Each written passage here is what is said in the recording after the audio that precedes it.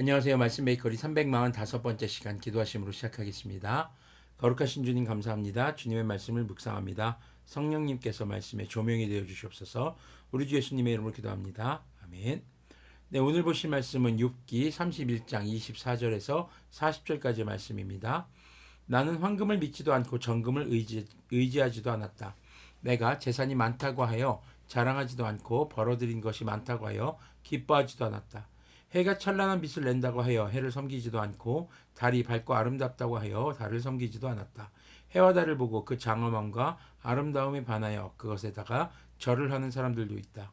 해와 달을 경배하는 표시로 제 손에 입을 맞추기도 한다. 그러나 나는 그렇게 하지 않았다. 그런 일은 높이 계신 하나님을 부인하는 것이므로 벌로 사형을 받아도 마땅하다. 자, 어제 묵상에 이어서 이제 욥의 맹세 형식을 통한 말은 계속 이어집니다. 자, 욥의 여섯 번째 맹세는 재물을 섬기거나 해와 달과 같은 자연물을 섬기지 않았다라고 이야기합니다. 한마디로 시대의 흐름을 따라가지 않았다라는 것이죠. 무조건 그냥 시대를 무시했다가 아니라 하나님을 이렇게 부인하는 행동에 대해서 자신이 철저하게 피했다라는 것입니다. 현대인들이 가장 많이 빠져 있는 우상인 물질에 대해서도 다시 한번 좀 돌아보게 되는 그런 욥의 고백이죠. 그리고 그는 고난 이전에 많은 부를 소유했던 사람이었지만 그것이 자신의 삶의 목적이 아니었던 것임을 지금 알 수 있는 그런 대목입니다. 29절부터 보면요. 내 원수가 고통받는 것을 보고 나는 기뻐한 적이 없다. 원수가 재난을 당할 때에도 나는 기뻐하지 않았다. 나는 결코 원수들이 죽기를 바라는 기도를 하여 죄를 범한 적이 없다. 내 집에서 일하는 사람은 모두 내가 언제나 나그네를 기꺼이 영접한다는 것을 잘 알고 있다. 나는 나그네가 길거리에 잠자도록 내버려 둔 적이 없으며 길손에게 내 집 문을 기꺼이 열어주지 않은 적도 없다. 자, 여기서 욥이 지금 여기서 원수는 욥이 미워하는 사람이 아닙니다. 욥을 미워하는 사람입니다. 자, 욥 자신을 미워하는 사람을 이렇게 정죄하는 기도, 죽여달라고 하는 기도, 막 이렇게 하는 기도를 이 욥은 하지 않았다라는 겁니다. 그것이 하나님 앞에 범죄거든요. 모든 심판과 정죄 그것은 하나님께 달려있기 때문이죠. 자, 그리고 지금 나그네들을 잘 보살폈던 그런 욥의 모습이 나타나고 있습니다. 자, 욥은 그렇게 자신을 미워하고 대적하는 사람의 재난을 기뻐하지 않았고 또 나그네에게 호의를 베푼 그런 모습을 밝히고 있습니다. 33절부터 보면요.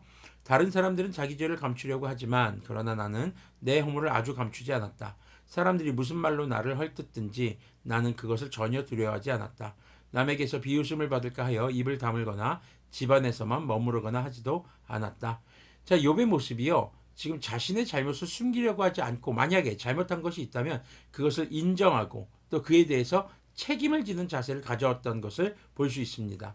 자신의 잘못으로 인해서 명예가 떨어질까봐 두려워서 사람들은 잘못을 감추기도 합니다. 그런데 지금 욥은 명예보다도 사람들에게 좋은 평가를 받는 것보다도 하나님 앞에 정직하고 선하게 사는 것이 중요했던 그런 욥의 모습이라는 것을 우리가 알 수 있습니다. 35절부터 또 계속 보면요. 내가 한 이 변명을 들어줄 사람이 없을까? 맹세코 나는 사실대로만 말하였다. 이제는 전능하신 분께서 말씀하시는 대답을 듣고 싶다. 내 원수가 나를 고발하면서 뭐라고 말하였지? 내가 저지른 죄과를 기록한 소송장이라도 있어서 내가 읽어볼 수 있다면 나는 그것을 자랑스럽게 어깨에 메고 다니고 그것을 왕관처럼 머리에 얹고 다니겠다. 나는 내가 한 모든 일을 그분께 낱낱이 말씀드리고 나서 그분 앞에 떳떳이 서겠다. 자, 자신의 잘못을 기록한 소송장이라는 것은요. 자신이 이렇게 살아왔는데 이런 소송장이었다라는 것은 거짓된 것이 아닌가라고 이제 생각하는 것이죠. 자, 욥은 자신의 삶에 대해서 주님의 말씀을 떠나지 않았던 것을 맹세하면서 누가 자신에게 하나님 앞에 고발하더라도 주님 앞에 정직하고 또 책임지는 자세로 서겠다는 의지를 밝히고 있습니다. 그리고 하나님께만 지금 구원을 간구하는 것이죠. 하나님이 제발 응답해 주셨으면 좋겠다 이겁니다. 38절 보면요. 내가 가꾼 땅이 훔친 것이라면 땅 주인에게서 부당하게 빼앗은 것이라면 땅에서 나는 소산을 공짜로 먹으면서 곡식을 기른 농부를 굶겨 죽였다면 내 밭에서 밀 대신 찔레가 나거나 보리 대신 잡초가 돋아나더라도 나는 기꺼이 받겠다. 이것으로 욥의 말이 모두 끝났다. 자, 지금 이제 욥이 고난 이전에 누렸던 부가 남에게 부의 축적이 남에게 부당하게 빼앗은 것이거나 아니면 또 일꾼들을 착취한 것이 아니라는 것을 맹세하면서 이제 그 맹세 형식의 발언이 끝나게 됩니다. 자, 욥은요, 자신을 정죄하는 친구들, 그리고 자신을 조롱하고 비난하는 사람들 앞에 자신의 삶이 주님의 뜻에서 벗어나지 않았었다라는 것을 맹세의 형식을 통해서 밝히고 있습니다. 자, 이런 내용은 시편 15편이나 또 24편의 내용을 떠올리기도 합니다. 이 해당 시편들은 예배하는 사람들이 성전 입장에 있어서 이 성전 입장 예식문으로 자신의 삶을 돌아보면서 내가 이렇게 살아왔었는가 돌아보게 하는, 그리고 그렇게 살아야 하는 것을 다시 한번 상기시키고 그렇게 살도록 내가 스스로에게 다짐하는 그런 내용이었습니다. 욥이 맹세하는 내용들은요, 하나님을 예배하는 사람들이 일상에서 지켜야 하는 그런 삶의 모습이었죠. 자, 욥은 인생의 성공으로 이 인생의 성공이 많은 부를 축적하거나 또 사람 사이에서 명예로워지는 것이 아니라는 것을 알고 있었습니다. 욥에게 있어서 중요한 것은, 진정한 성공은 바로 하나님 앞에서의 의로운 삶이라는 것이죠. 우리가 욥의 맹세를 보며 의로운 행동이 의롭게 사람을 의롭게 한다라는 생각을 하게 된다면 사실 이거 욥의 친구들과 다를 바가 없는 겁니다. 욥은요, 오늘 내용에서 볼 수 있듯이 자신의 잘못이 있을 때도 있었어요. 그래서 자신이 잘못할 때도 그것을 어떤 자세로 그 자신의 잘못을 했는지 인정하고 회개하고 사람들 앞에서 책임지는 자세를 있었던 것이거든요. 그래서 잘못을 인정하고 그에 대해서 책임지는 자세가 그리스도인의 마땅한 자세인 것을 우리가 또 돌아볼 수 있어야 할 것입니다. 자, 그리고 욥은요, 모든 주권이 창조와 통치에 하나님께 있다는 것을 고백하고 있습니다. 이 땅의 룰보다 높은 하나님의 질서를 중시하고 있는 것이죠. 자, 우리가 어제 묵상했듯이 세상에서 낮은 자로 취급받는 사람들도 하나님 앞에 자신과 동일한 가치로 여겼던 욥의 모습, 또 물질이나 해와 달, 별 이런 일월 성신을 섬기지 않았던 그런 모습을 볼 때 하나님에 대한 욥의 절대적 믿음이 드러나고 있는 것을 우리는 알 수 있습니다.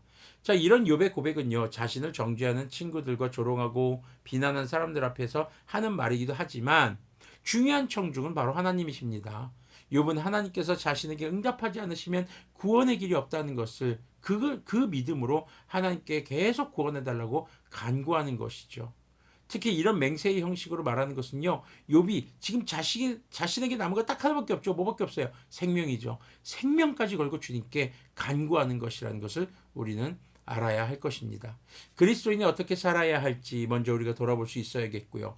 정말 고난 가운데 있을 때, 또 고난 가운데 있는 사람들을 우리가 바라볼 때 우리가 진짜 자신의 고난과 혹은 이웃의 고난을 두고 주님의 구원을 간구하는 기도를 사력을 다해서 하는 그런 우리들이 되기를 소망합니다. 자신의 문제에 있어서도 이웃의 문제에 있어서도 함께 힘을 다해 주님께 기도하고 또 서로의 삶을 비추어주는 그런 의로운 거울이 되기를 소망합니다. 정죄하는 거울이 아니라 우리가 의로운 삶을 통해서 다른 사람들이 함께 신앙생활하는 사람들이 서로의 그런 거룩한 모습을 통해서 의로운 거울의 모습이 되는 그런 우리들이 되기를 소망합니다. 함께 기도하겠습니다. 거룩하신 주님 감사합니다. 주님, 욥이 정말 사력을 다해서 주님께 간구하고 기도하는 내용을 바라봅니다. 그 모습을 통해서 우리의 삶은 어땠는지, 정말 예배하기 이전에 우리의 삶이 주님 앞에 예배자로서 정말 그리스도인다운 합당한 삶을 살았는지를 돌아보게 하여 주시고, 주님, 우리가 늘 주님 앞에 겸손하게 하시고 구원을 베푸시는 절대적인 하나님을 의지하게 하시고 우리 삶의 고난을 두고 주님께 사력을 다해 기도하며 우리 이웃의 고난에 대해서도 우리가 자신의 문제와 같이 함께 중보하며 간구하는 우리들이 되도록 긍휼을 베풀어 주시옵소서. 우리 주 예수님의 이름으로 기도합니다. 아멘. 네, 우리의 모습을 늘 돌아보면서 주님 앞에 구원을 간구하고 고난 가운데 있을 때에 사력을 다해 또 고난 가운데 있는 이웃들을 위해서도 사력을 다해 기도하는 그런 그리스도인들이 되기를 소망합니다.